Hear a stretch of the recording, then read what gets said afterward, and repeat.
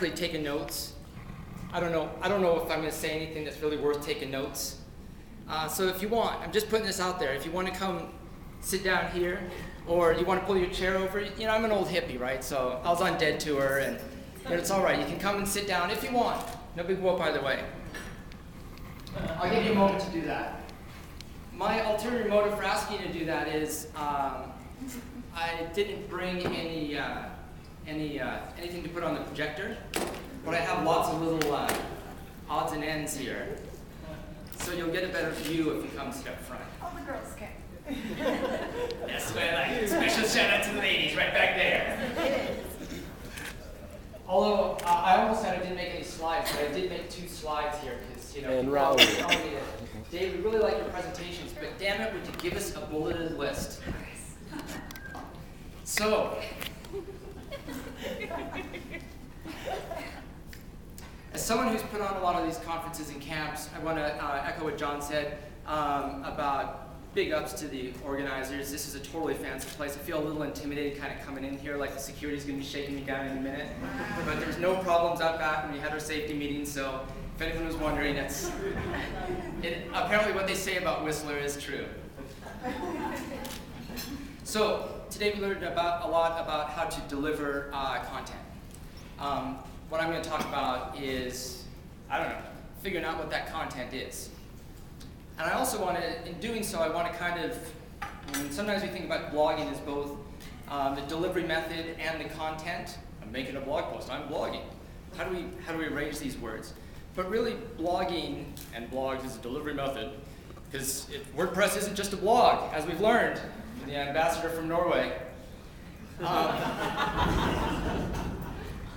That this is just another tool in a long lineage of methods for publishing expression.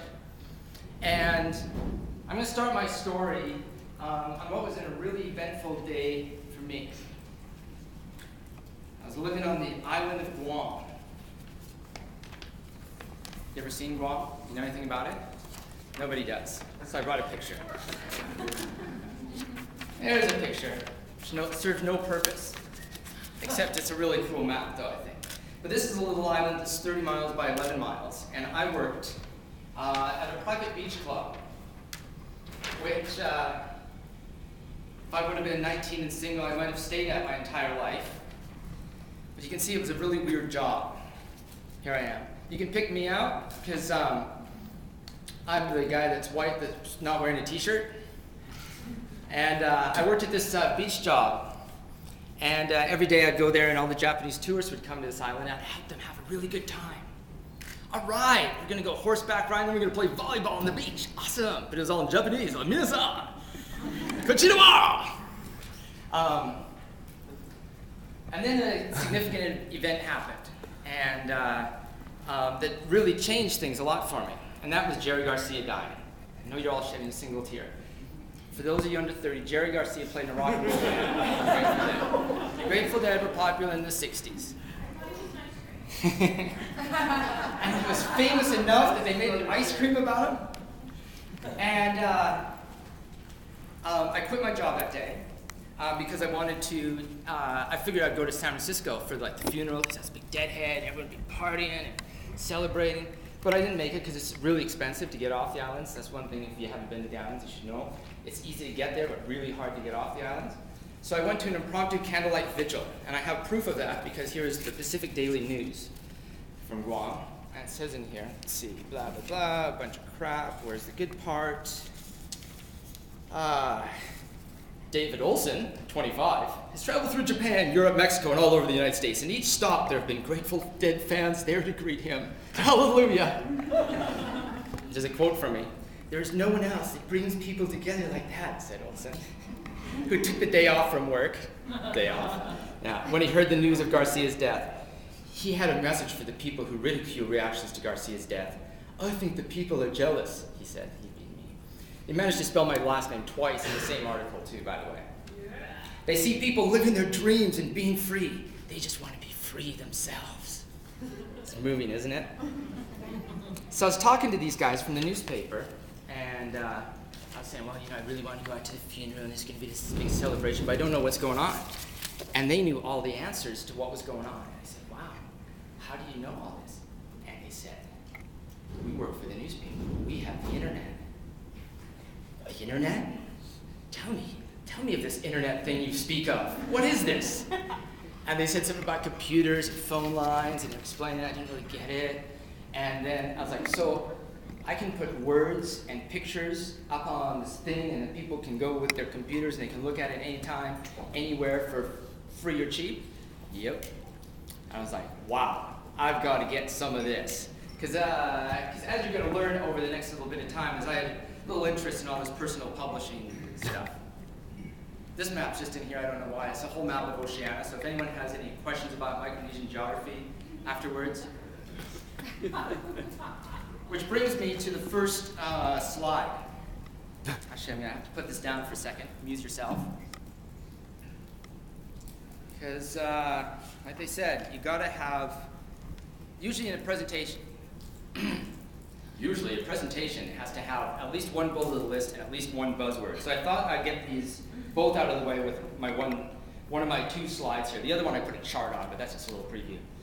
And there in Guam, when I learned about, like that, I'll read these one by one. Don't worry, you don't have to strain your eyes in the back. And learn about the internet, I realized that this was the missing piece of the whole personal publishing, self-publishing tensions or conundrums. I've called them here holistic. That's kind of a half buzzword point. Publishing paradigms. Oh, there's the buzzword. There's your buzzword. Or tensions for the academics there. Tensions or syndromes, perhaps. So the first puzzle is distribution. That's the first one of the puzzles that had to be figured out for. And when I talk about publishing and these conundrums, this is artists making stuff, getting it over here to someone who's interested enough to read this. There's a bunch of little steps and things that have to happen along the way. The next one is it has to take some form. There has to be some artifact or some thing that people hold or look at and can consume the piece of personal publishing in. Then there's the regulatory stuff, which I'm going to get into quite a bit here in just a little bit. And this is talking about both terms of intellectual property law and censorship and a few other things like that.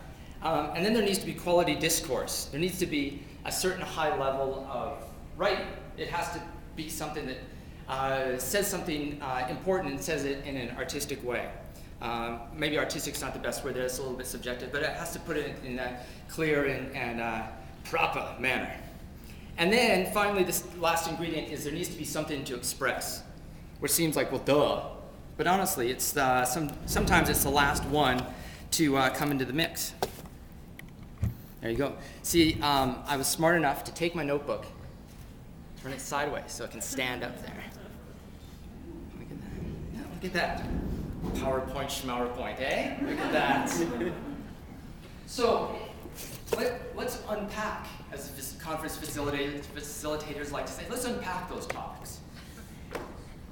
I started thinking first about writing and personal expression and self-expression were some of the earliest forms that we have. And, I went to college and stuff, right? I'd studied some art stuff. I don't have a black turtleneck or anything, right? But, I read the Greeks, and here we have some of the earliest pieces of literature that exists. And really, if you read this stuff, here's the Oresteia by Aeschylus. One of the oldest tomes. This and the Odyssey are kind of like the vintage things. You ever tried to read the Odyssey? Figure, where they go from cavemen. We think of grunts and groans, but somehow the earliest written things that we have available to us are some of the most dense, intense works that have ever been produced ever, and they're some of the earliest things. And indeed, our entire legal system and our whole, dare I say, moral structure of modern society of what's right and what's wrong really hasn't changed too much from the Greeks. And because I hauled all these books, if any of you follow me along on Twitter, through, I think they're up to 8 different buses. A suitcase of books have been up. I figure since I hauled them, I get to read a little bit from each one, right? It's all right with everyone? All right, so here's Agamemnon, the king. Do you remember that Brad Pitt movie that was all that ancient Greek